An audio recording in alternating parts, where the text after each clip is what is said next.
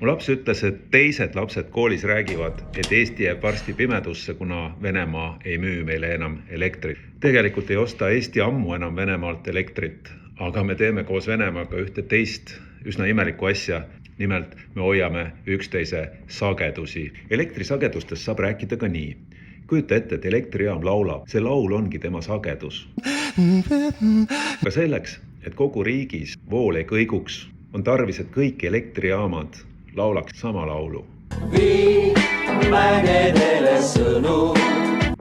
Ja kui tekib piisavalt palju neid elektrijaamu, mis viisi ei pea,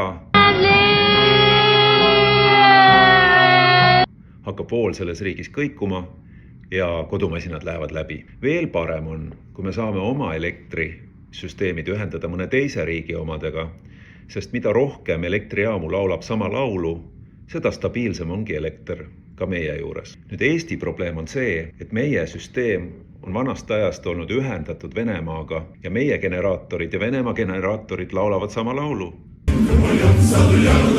Ja meile ei meeldi see. Me tahaksime, et meie generaatorid laulaksid.